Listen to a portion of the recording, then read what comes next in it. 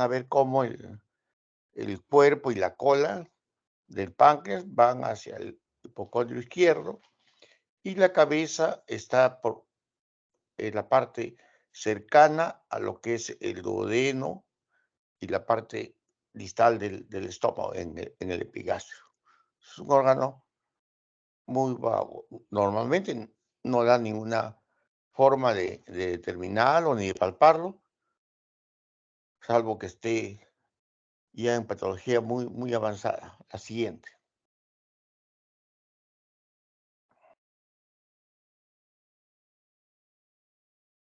Entonces, ¿qué funciones tiene el páncreas? El páncreas tiene una función exócrina, que participa en la digestión, es el órgano más importante para la digestión de las grasas y las proteínas.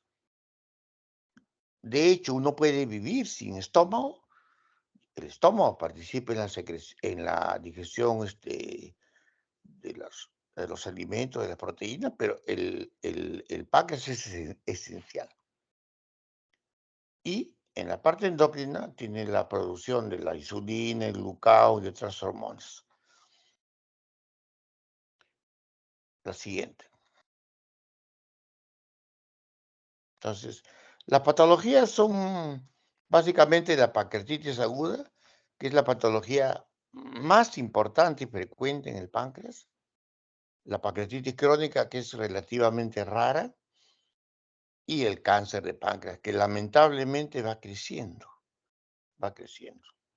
Entonces, la pancreatitis aguda es una entidad cada vez en aumento, ya que la causa más común en nosotros, los peruanos, es la pancreatitis aguda de causa biliar, por cálculos biliares.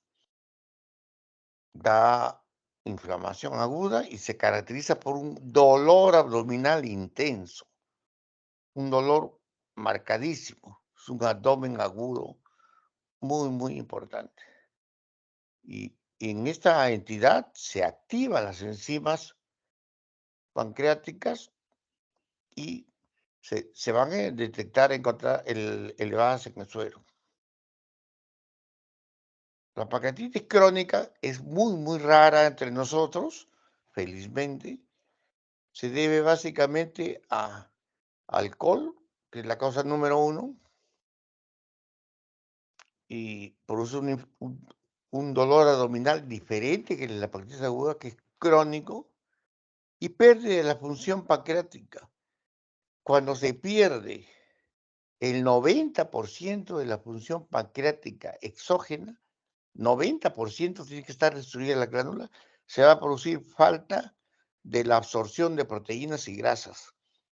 Y eso se manifiesta como malabsorción con esteatorrea, o sea, pérdida de grasa por las heces, baje peso y todas las complicaciones que da la desnutrición. Y cuando se destruye el 80% del páncreas endocrino, aparece diabetes, diabetes de origen pancreático. Entonces, la siguiente. El otro gran problema es el cáncer del páncreas. Como se ve en esta figura, el cáncer de cabeza de páncreas es el más común.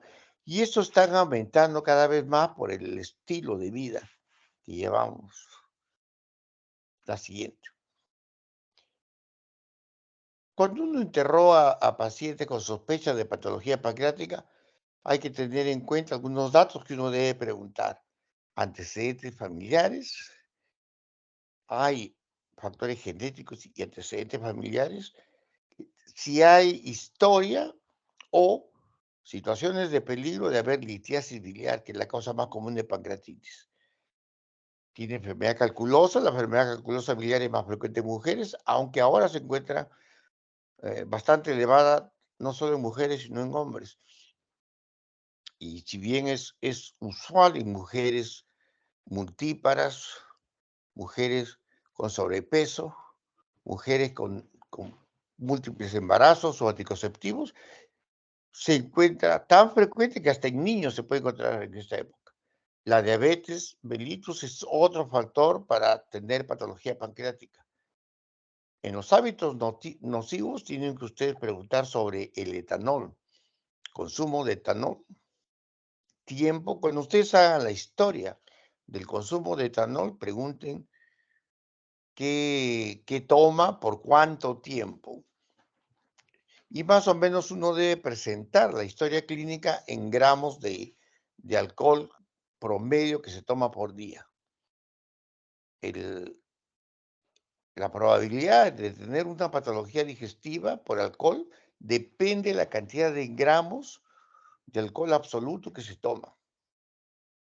Entonces, no es correcto que se diga toma alcohol hasta embriagarse o toma trago corto, como que el trago corto fuera peor que el que trago largo, cosa que no es correcta. Entonces, depende de la cantidad. Entonces, 50 gramos de alcohol son tan dañinos si van como cerveza, como vino, como whisky o coñac o lo que sea.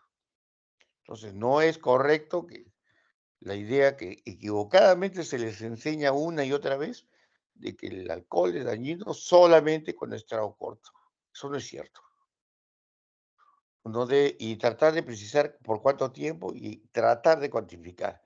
Tabaquismo es otro factor tóxico al páncreas.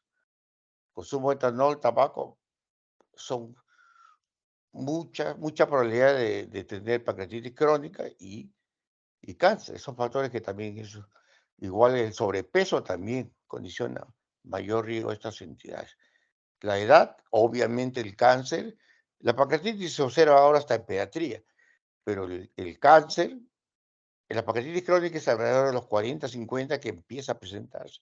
Y el cáncer, uno piensa en cáncer de páncreas después de los 50. Es raro antes de los 50. Es raro, es raro.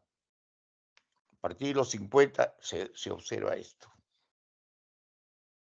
Y el sexo, la pancreatitis es más común en el sexo femenino, aunque ya también se encuentra en el sexo masculino. Y el cáncer de páncreas es un poco más común en hombres, en hombres. La siguiente. Pancreatitis aguda que da dolor. Es un dolor intenso en epigastrio que se irradia en banda, ya, a los dos hipocondrios y hacia el dorso, hacia atrás. Que el paciente con dolor pancreático, tanto de pancreatitis como de cáncer, siente cierto alivio cuando se sienta con el cuerpo hacia adelante. Náuseas y vómitos, taquicardia, fiebre de bajo grado, que no siempre indica infección, puede ser por proceso inflamatorio, y no es mucho, pero puede aparecer resistencia abdominal y ruidos ausentes. Si hay obstrucción de la cabeza de páncreas, habrá ictericia. La siguiente. La pancreatitis crónica se caracteriza por dolor, pero es un dolor crónico, intermitente, constante, y irradiado también hacia la espalda y que se presenta sobre todo con unas comidas muy copiosas y malabsorción, de, aumento de malabsorción sobre todo de grasas, esteatorrea, o sea, grasas en heces, gotas de grasas visibles muchas veces. Y también puede dar alteraciones en el páncreas endocrino y subir la glucosa. La siguiente.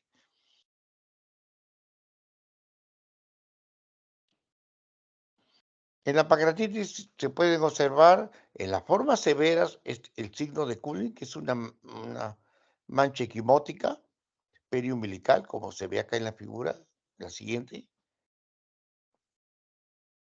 o los signos de Grey Turner que se ven en las pancreatitis severas, que da esta zona equimótica inmensa, grande, como si hubiera tenido un traumatismo.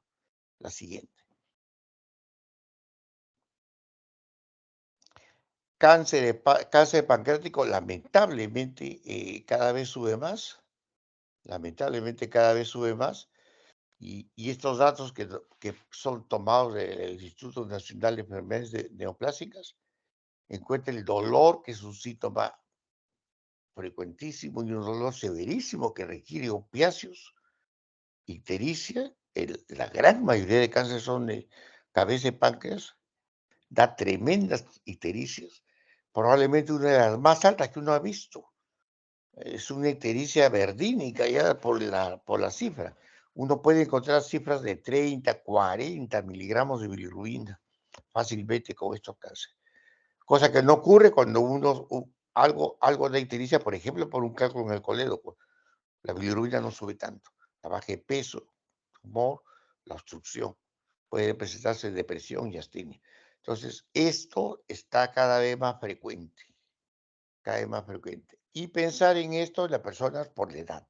Básicamente el corte por edad. Por encima de 50, un paciente que empieza dolor y ictericia, pensar en una neoplasia de este tipo. Por debajo de los 50 es mucho más raro. Es la edad básicamente. La siguiente.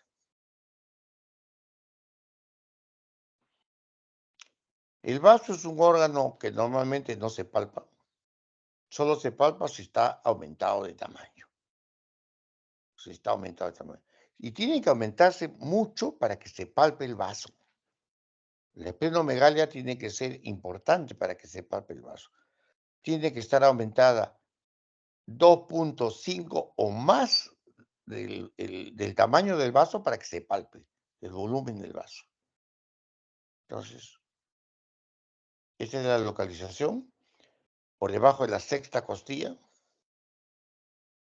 es el vaso. Y cuando el vaso va creciendo, crece en forma diagonal hacia el lado derecho. La siguiente. Bueno, el vaso es parte del tejido linfático. Interviene en el metabolismo de la hemoglobina, el hierro, la destrucción de los eritrocitos, etcétera. La siguiente. Entonces, ¿cuándo va a estar crecida? En todas las alteraciones que, que están parte de la función. Por ejemplo, puede haber crecimiento del vaso por aumento de la demanda en la función, hiperplasia del sistema retículo endotelial, en las anemias eh, por esferocitosis, por ejemplo, etcétera, por respuesta inmune aumentada. Uno ve en una serie de infecciones en la plenomegalia, en una serie de infecciones, paludismo, etcétera. O en el caso que haya hematopoiesis extramedular, la siguiente.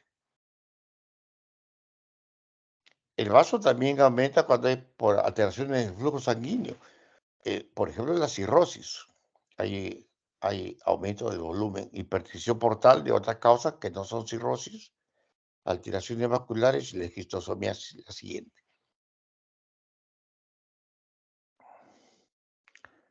También por infiltración por depósitos intracelulares o extracelulares.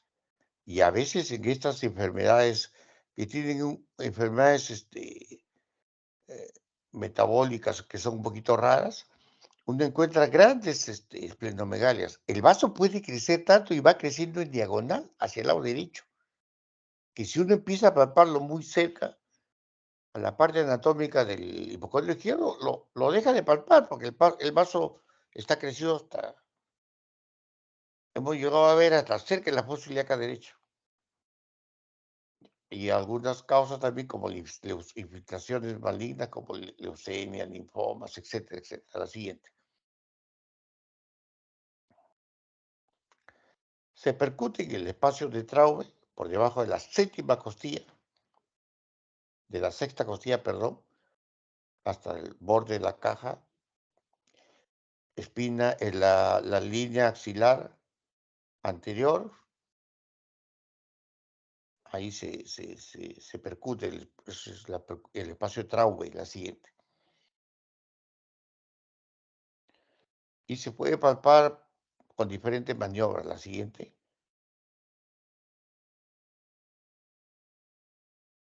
Se puede palpar de la manera que están viendo ustedes, una mano en la parte lateral, yendo hacia la parte posterior, y con la punta de los dedos, con la palma en la mano, empezando. Si sospechan y el vaso es muy grande, hay que palparlo desde más allá de la línea media. porque en vasos muy grandes puede crecer en diagonal, en diagonal. La siguiente, creo que es, y también se puede ver en forma lateral el vaso, en forma lateral. Eso es en el pacientes que estamos viendo que son ideales. Pacientes obesos, etcétera, es sumamente difícil palpar. Lo que estamos hablando es de casos más o menos ideales, ¿no? Imagínense ustedes una paciente muy obesa o un gran obeso, palpar es dificilísimo. Vaso, hígado, palpar en esos casos es sumamente difícil. Van a ver ustedes en el futuro, cuando entren a una sala de operaciones, cómo los pacientes obesos pueden tener paredes abdominales de grasa de más de 10 centímetros. ¿Qué se puede palpar encima de un colchón de grasa de 10 centímetros? Uno dice, sí, me palpo una tumoración, pero está palpando, es sumamente difícil, salvo que sea una cosa muy grande. Entonces, esta es la parte semiológica que vamos a dar. No sé si de esta parte hay alguna pregunta. Y, y entramos a la parte de abdomen agudo.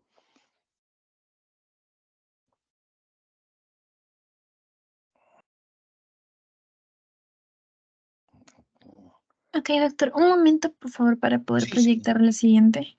Ay, qué gracioso tiene usted uno que es el Mickey Mouse. Hay jóvenes siempre tienen ustedes ocurrencias. Mm, no me había fijado.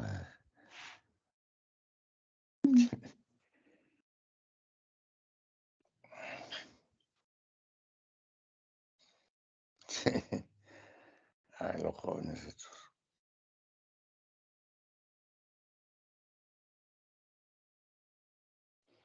Todos los adelantos que tienen ustedes con la tecnología. Ustedes lo dan por sentado, han nacido con la tecnología, pero no se imaginan el cambio que significa esto, ¿no? Y significa también, primero, una facilidad tremenda por las comunicaciones, tremenda. Ahora en la pandemia esto se ha hecho evidente, ¿no? Y estas cosas se han ido estableciendo gracias a la pandemia en forma más rápida. Por ejemplo, el intercambio de especialistas, aún en diferentes partes geográficas, no solo de un país, sino del mundo. Para, hay grupos de gente que determinada especialidad de medicina y hacen reuniones multicéntricas en varios sitios para discutir un caso clínico, presentación de un caso problema, presentar, o sea, cosas que se han ganado tremendas. Y no es cierto que todo tiempo pasado fue mejor, ¿no? A veces la gente mayor, los viejos decimos, todo tiempo pasado fue mejor. Es un poquito nostálgico. No todo fue mejor. El avance de las comunicaciones y el tener la información es increíblemente rápido. Tener información años atrás era dificilísimo. Hace 20 años, 30 años, tener información era dificilísimo para obtener. Dificilísimo. Y ahora está al alcance. Saber usarla, eso es lo más importante. Pero esa es una gran facilidad que tienen ustedes. ¿Y qué más tendrán ustedes en el futuro? Es inimaginable. Vamos a hablar sobre abdomen agudo, que es una consulta muy común, no solo en el adulto, en el niño, en el paciente geriátrico, en la embarazada, etcétera. Son- Van a ver este tema en cirugía, lo van a ver este tema en medicina, lo van a ver después en ginecología, en pediatría, en medicina de emergencias, tema que lo van a seguir repasando. Y el tener buenas nociones de eso no es nada fácil. La siguiente.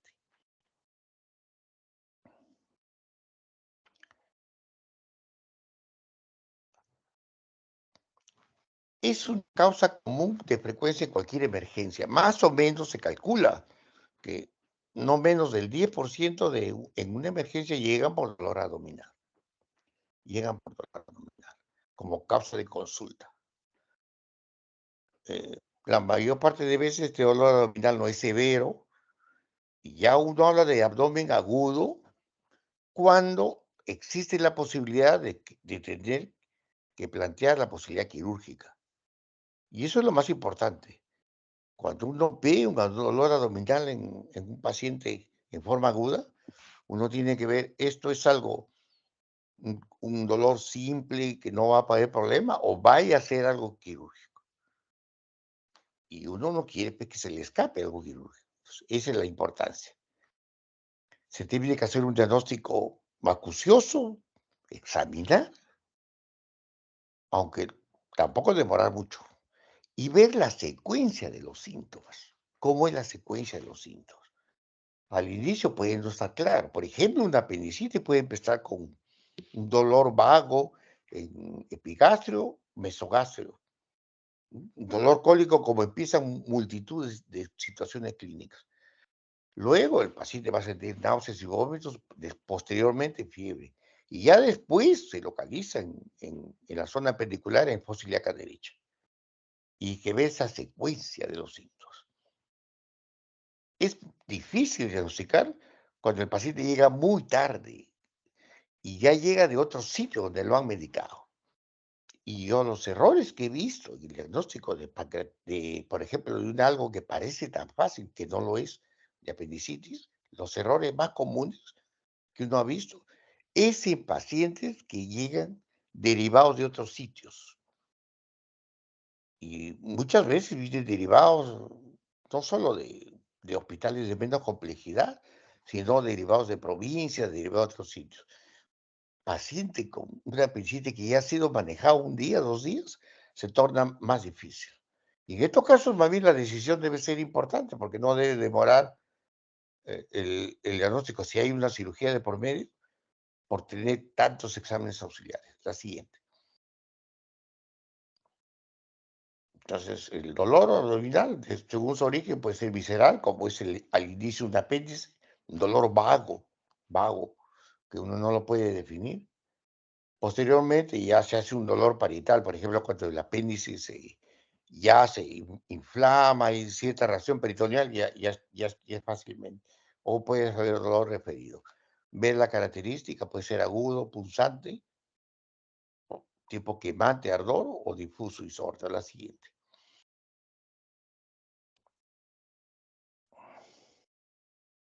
Entonces, acá viene la diferenciación que siempre se confunde uno con lo que es urgencia y emergencia, ¿no?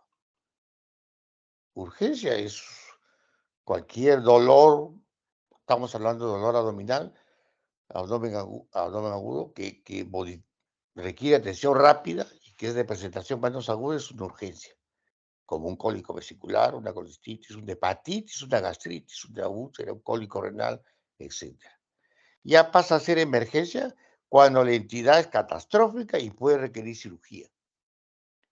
Y atención muy, muy inmediata. Entonces eso ya se llama una emergencia, como ven acá en esta tabla. Con un aneurisma complicado, perforación de víscera hueca, una pancreatitis aguda severa, isquemia, infarto esplénico, etcétera. Entonces, si ya esta es una condición, la emergencia es una condición más crítica, más crítica. La siguiente. ¿Cuáles son los signos y síntomas de alarma en un abdomen agudo? Por ejemplo, cuando se presenta en un adulto mayor. Las personas mayores, y cada vez aumenta más la cantidad de poblaciones, ya que la tecnología, etcétera, el promedio de vida se ha alargado. Ya no es raro ver en nuestro Perú personas mayores de 80, de 90. Entonces, cada vez pero siempre es un signo de preocupación en un adulto mayor. Cuando hay hipotensión, si viene con un dolor abdominal intenso y el paciente está hipotenso, con presiones por debajo de 90 de máxima y 60 de mínima, es un motivo de preocupación. todo dolor puede haber leve taquicardia, eso no llama la atención a un dolor no muy grave, puede tener un poco de taquicardia, pero eso no causa. Hipertensión puede hablar de un antecedente, pero hipotensión sí. Fiebre, si aparece ya fiebre determinada, etcétera. Cuando se pone fiebre, tengan cuidado porque se debe especificar qué método han tomado para la fiebre, ¿no? Por ejemplo, no es lo mismo la temperatura axilar, la temperatura bucal o la temperatura tomada con los aparatitos electrónicos que ahora abundan. Entonces debe ponerse con qué se puso. Entonces, ya la costumbre ha hecho que le ponen la temperatura, pues no dice cómo se midió. Y no son pues exactos. No es exacto los métodos, cómo lo miden. Entonces, debe tratar de verse. Cuando hay evidencia de hemorragia, palidez o ha perdido sangre, es más serio. Y cuando hay trastorno de conciencia, está soporoso, estuporoso, mejor si está en coma. Entonces, los síntomas de alarma que deben motivar preocupación en el adulto mayor, el hipotenso, la fiebre, signos de hemorragia, trastornos de conciencia. Lo siguiente. Fíjense ustedes que los pacientes que llegan a una emergencia con dolor, ¿cuáles son los diagnósticos que al final se determinan? Muchos, 20 a 50% en esta gran serie de causas, que es lo que uno ve, no encuentra una causa específica. El paciente usa un tratamiento sintomático y le pasa el dolor y no tiene mayor consecuencia. Es un dolor inespecífico, no sabemos cómo explicarlo, que fue meteorismo, indigestión, y se le pasó. Y es la causa más común, ¿no? Apendicitis, le sigue en frecuencia y uno tiene que estar atrás sospechando para que no se le escape. Colecistitis o cálculo biliares 7-10%, oclusión intestinal, que es cuadro obstructivo, el cólico renal, más frecuente en hombres, 4-10%, la úlcera perforada 3-4%, la pancreatitis, la diverticulitis y otra patología ginecológica también dan en el abdomen. Pero la causa más común es el dolor abdominal inespecífico. Uno sale, mejora y ya no le vuelve el dolor. Y a veces motiva. Atención en emergencia. También hay que conocer un poquito y eso preguntarle a la familia cuál es el umbral doloroso de la persona. Hay personas estoicas y hay personas cuyo umbral doloroso es muy pequeño y a la menor cosas manifiestan un gran dolor. La siguiente. Pero la presentación es importante ver cómo se presenta, cómo se ve la actitud de la persona, ¿no? El paciente, por ejemplo, que tiene un cuadro, hablamos de lo más común, una apendicitis o cualquier cuadro que irrite el peritoneo, es un paciente que se le nota que camina despacio, porque el mismo caminar produce dolor, camina con dificultad. En cambio, por ejemplo, el que viene con un cólico renal no puede estar quieto, está moviéndose. Es muy diferente la actitud, cómo se observa a la persona. Uno desde que lo observa ya se puede dar cuenta cómo es su gesto, cómo es su magnitud, el tipo de dolor que es, cómo se irradia el dolor, dónde se localiza al final y qué síntomas asociados, náuseas, vómitos, fiebre presenta. Uno debe hacer todo este análisis semiológico que con el tiempo, esto no se aprende de la noche a la mañana, yo creo que nunca uno eh, eh, termina de aprender en esto. Y, y nadie puede decir que no se ha equivocado, ¿no? Por supuesto que nos hemos equivocado en el diagnóstico de algunas personas con abdomen agudo. Nos hemos equivocado. Los que vemos pacientes nos equivocamos. El único médico que no se equivoca es el que pues, no hace medicina, ¿no? No ve pacientes. La siguiente. En el examen físico, la inspección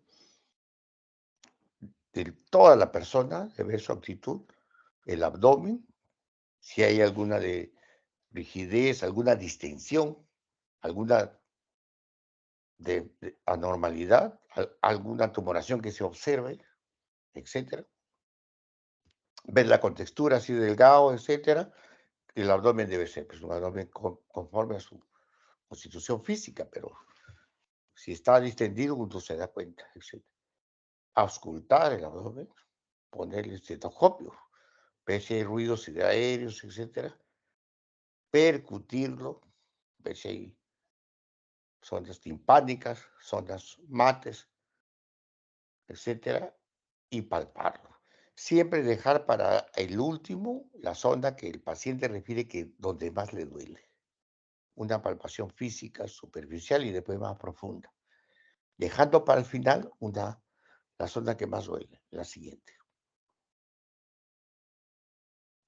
Y algunos signos que se observan en el olor abdominal agudo de las cosas más comunes. El signo de Murphy es el signo que da el problema agudo biliar, vesicular. Entonces, ¿cómo se hace ese signo? Debajo de la parrilla costal derecha, en el hipocondrio derecho, lo hace inspirar al paciente y la mano está por debajo de la parrilla costal. Y el paciente, este signo positivo cuando en el momento que el paciente inspira y ustedes elevan un poquito la mano, el paciente brinca de dolor. Este es el signo de Murphy clásico típico de una colecistitis. Signo de Marbuines es la palpación y el dolor intenso en la fosa ilíaca derecha del apendicitis. El signo de Bloomberg es muy usado, pero hay que hacerlo con delicadeza y pensar en el paciente que te duele. Signo de Bloomberg es cuando uno oprime el abdomen, no en el sitio que duele, sino en el otro lado, por ejemplo.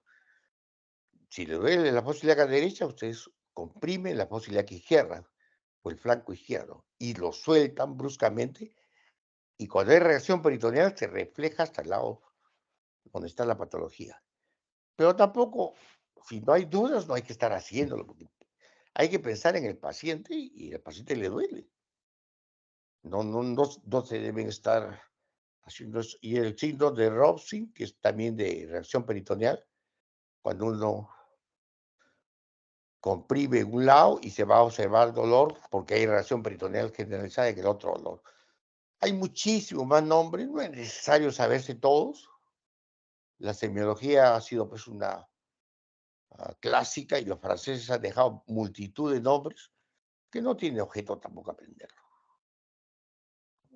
tantos nombres. La siguiente. Cirujano les gusta y les van a decir cuando haga cirugía, una serie no.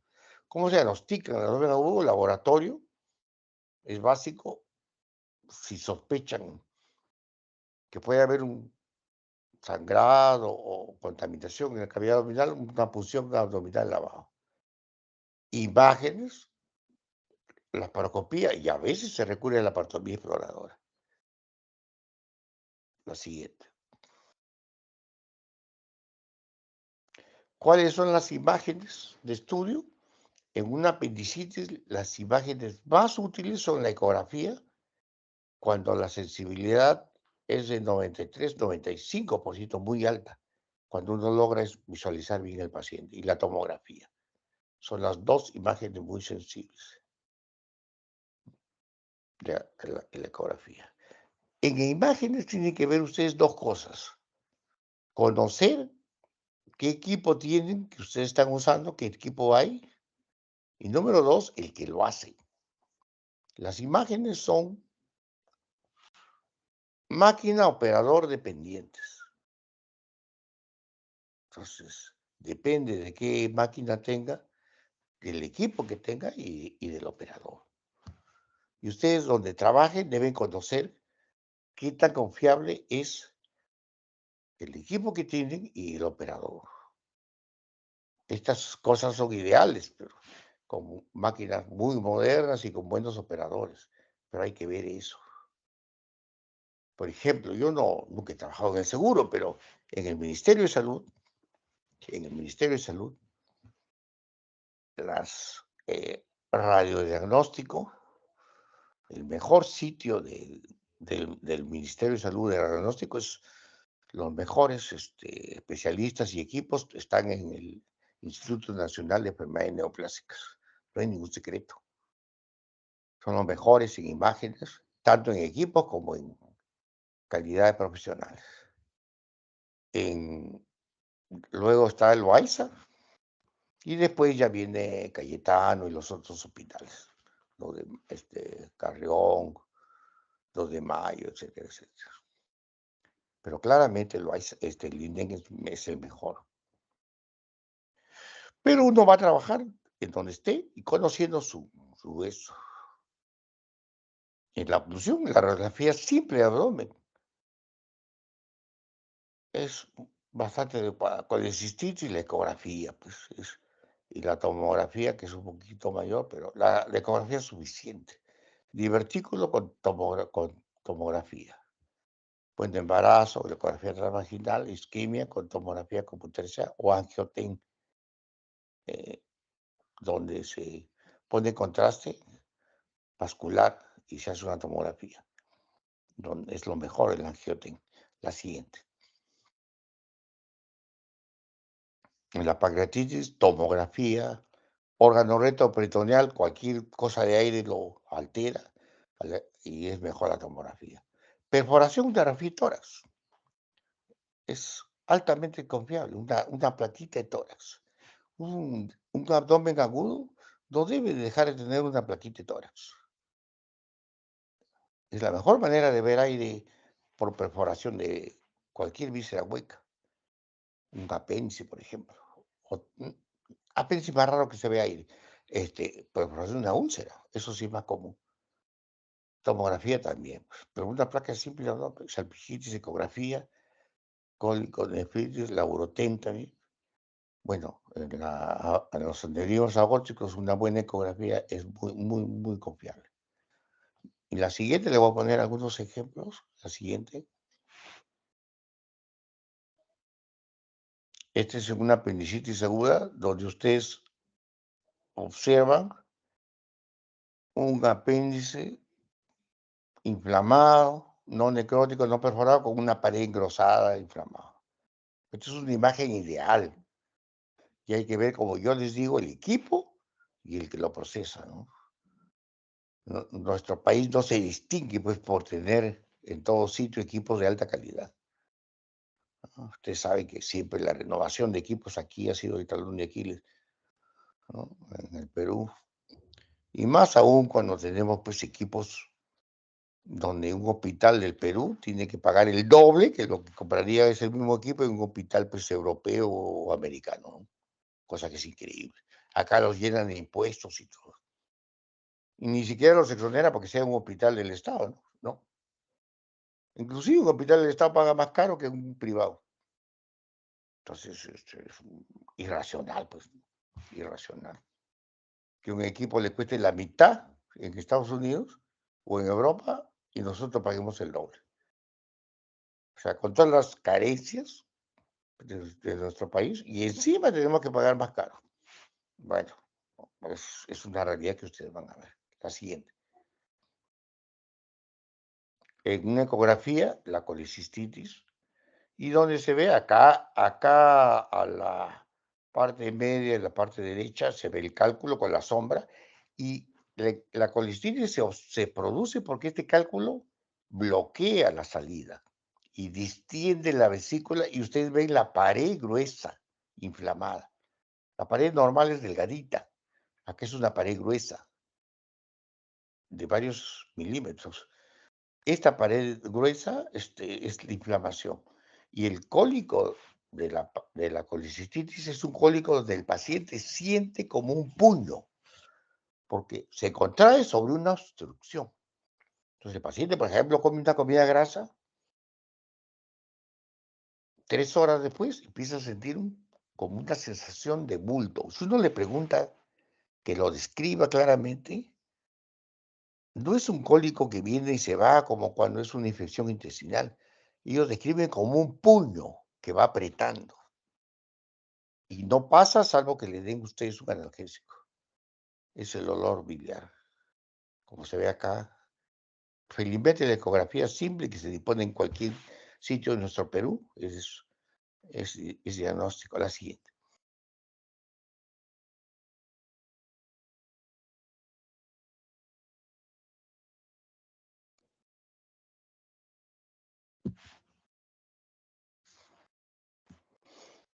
Igual acá en una tomografía se ve vesícula distendida, es una patología obstructiva y con inflamación y el cálculo en la punta. Igual el cólico renal se produce cuando el cálculo obstruye el uréter. Y entonces se distiende la pelvis renal y los conductos de la parte de arriba del cálculo se distienden. Y es un dolor intensísimo. Y se pueden usar antiinflamatorios no esteroideos en esos dolores, tanto de vesícula como un antiinflamatorio no esteroideo para un cólico renal va muy bien. Porque los antiinflamatorios no esteroideos disminuyen la secreción de líquido el- y calman el dolor tan igual como un antiespasmódico, o hasta mejor. La siguiente. Obstrucción intestinal con la placa de abdomen simple, van a ver estas obstrucción. Número uno, ven aire en zonas que no debe haber. Número dos, estas austras van de lado a lado. Eso indica que son muy dilatadas de intestino delgado. Austras de colon no van de lado a lado. Y número tres, hay edema porque la separación indica edema en la pared. Una obstrucción intestinal de intestino delgado que puede ser por una hernia, por cualquier otra cosa. O por ejemplo, si este paciente tuviera cirugía previa, puede ser por una herencia. La siguiente. Y una placa simple de abdomen le puede dar los niveles de un caso de obstrucción intestinal. Y acá está todo opaco y acá los niveles. La siguiente. Diverticulitis, donde se observan en esta zona los divertículos, zonas de aire de divertículos. La siguiente. Y una placa de tórax es lo mejor para ver una perforación. Claro, esta perforación es muy grosera, pero la cantidad de aire en la perforación se observa mejor con una placa de tórax de pie que con una placa de abdomen simple, de pie o de cúbito. Mejor la placa de tórax. La siguiente.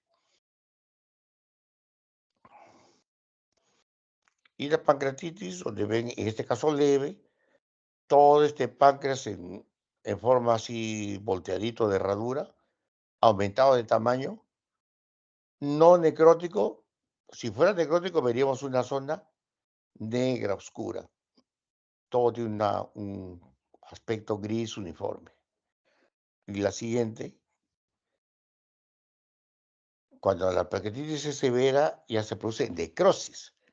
Y en la necrosis se le pone contraste, acá ya hay contraste, y se ve una zona no perfundida, que es esta zona más negra, y esta zona más clara, el resto del páncreas todavía no necrótico. Y está necrótico porque no toma el contraste vascular, porque está muerta, necrosis. Entonces, eso van a ver ustedes en cantidad en el futuro. Cada vez hay más, cada vez hay más. La siguiente. Creo que eso es todo. ¿Alguna pregunta, jóvenes? Es un tema que nunca termino de estudiar y es sumamente complejo. Cuando estén hasta en ginecología, en obstetricia patológica, van a descubrir cómo en la gestante el abdomen agudo tiene otras peculiaridades, como en pediatría tiene otras características. Y ustedes tienen que saber un consejo, respetar, por ejemplo, al especialista. El cirujano pediatra tiene muchas experiencias en ver niños. Los niños no son adultos pequeños, tienen diferencias de presentación y todo. Entonces, por más que uno quiera tratar de lo que sabe de adultos, aplicarlo a niños, no.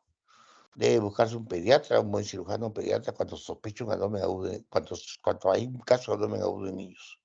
Es un consejo que les doy. No, solo meterse cuando un campo lo conoce. Yo nunca he tratado siempre de evitar a ver niños porque no soy pediatra. Mm, Yo soy, mi preparación es solo de adultos. Y no es un niño pequeño, eso es diferente. Corre uno el riesgo de equivocarse muy groseramente cuando uno se mete a otro campo. Ok, jóvenes, gracias por su paciencia. Sé que la capacidad de atención después de media hora ya baja en todos nosotros y eso es universal, mundial. Gracias, Doctor, joven. Yo le doc- pongo las preguntas de lo que hemos hablado al doctor Pérez. Yo le voy a mandar la pregunta de elección múltiple, de las cosas que yo he mencionado, lo que yo menciono y lo que está acá. Está en la pregunta que le voy a poner, no le busco nada extraño. Sí, ¿alguna pregunta? Con gusto. Sí, doctor, doctor. Mi compañero tiene una consulta. Sí, dígame, doctor, buenas tardes, ¿qué tal? Le habla Gervin Moreno. Quería hacerle una consulta, doctor, disculpe. dígame. Generalmente, bueno, en lo que había leído y lo que usted también ha expuesto, generalmente cuando uno presenta lo que es dolores relacionados con la vesícula, normalmente este dolor se presenta en lo que es la parte superior del lado derecho del abdomen, que puede irradiar inclusive a lo que es a la espalda. En el caso, Ajá. doctor, en el caso de una apendicitis, ¿puede surgir también esa irradiación hacia la espalda o sentir como una quemazón? ¿O está asociado generalmente a otra No, patología? no, no. Puede haber variaciones. ¿Por qué? Porque el apéndice no tiene la localización anatómica que sabemos de anatomía en todos los casos. Hay apéndices más altos, hay apéndices retrosecales que están atrás. Y ahí causa cierto error, porque ocurre lo que usted dice. Hay variaciones en el dolor. Un dolor puede haber una hiperestesia en la zona posterior y confundir. Entonces, a veces, dice uno, el apéndice era retrocecal, por eso nos confundimos. No siempre la anatomía es exacta y puede haber variaciones. Y sí puede haber variaciones aún en caso de apéndice. Donde más nos hemos equivocado en apéndice, yo me recuerdo una vez, se hizo una revisión de como 6 consecutivos casos de apendicitis que se había equivocado el manejo. El sine qua non era todos habían llegado después de un día, muchas veces manejados en otro sitio, o fuera de Lima y derivados a Lima, etcétera. Entonces, muchos desconocíamos lo que le habían dado, lo que le habían puesto, qué le habían dado. Y ya el cuadro clínico, después de 24 horas, 36 horas, se complica. Hay que tener más cuidado en esos casos. Ya de repente requiere sí una tomografía, algo para precisar, porque se pone el caso más engorroso. Inclusive hemos visto ya algunos que estaban haciendo sepsis y hacían ictericia, entonces la ictericia confundía totalmente el cuadro. Pero lo que usted dice, correcto, no siempre ocurre eso. En la gestante peor, la gestante del apéndice va ascendiendo por el útero. Y una gestante puede tener un dolor apendicular por cuestión anatómica y el empuje que hace de la zona anatómica, el útero gestante, que ocupa espacio, casi en el hipocondrio derecho, como si fuera un cuadro vesicular. Entonces, hay variaciones y sí ocurre lo que usted dice. No todo es exacto y ocurre bastante diferencia. Hay una serie de sospecha, apoyarse en un examen, y los exámenes son exámenes auxiliares, no lo son tampoco el 100%.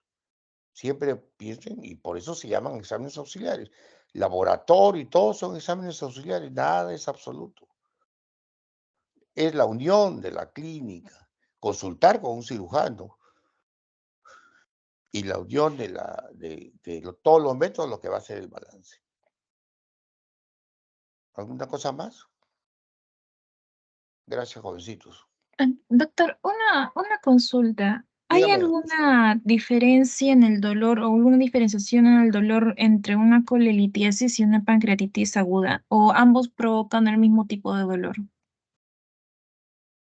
Ya, Tanto la coledocolitiasis como la pancreatitis dan un dolor muy semejante. Pueden haber vómitos, dolor, pueden haber ictericia en ambos, algo, ictericia leve, no suele ser muy alta. El dolor, el examen físico es lo más importante en esos casos. Sí, hemos dicho que la causa más común de pancreatitis que van a ver ustedes es el cálculo. Entonces, ¿cuándo diferenciar? ¿Es solo una colecitis, solo una coledocolitiasis o también hay pancreatitis? Y el examen físico ahí es altamente rentable. Ustedes trazan imaginariamente una línea del apéndice sifoides al pubis.